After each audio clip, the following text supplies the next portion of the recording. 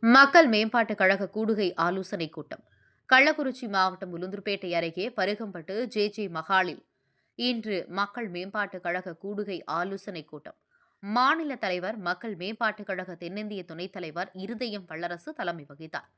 மக்கள் மேம்பாட்டுக் கழக மாநில இணைத் தலைவர் ஆரோக்கியதாஸ், மாநில பொதுச் செயலாளர் Daniel Dharmaraj, Bakkiyanathan, Savarimuthu, John Cleo Bosco, Arockiasamy, doctor Lourdu Mary ஆகியோர் முன்னிலை வகித்தனர்.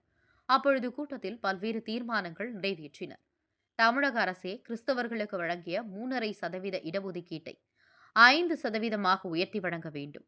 மத்திய அரசே தலித் கிறிஸ்தவர்களுக்கு SC இடஒதுக்கீட்டில் உச்சநீதிமன்றம் உடனடியாக தீர்ப்பு வழங்க வேண்டும். தமிழக அரசே வன்னிய கிறிஸ்தவர்களுக்கு MBC பட்டியலில் சேர்க்க வேண்டும்.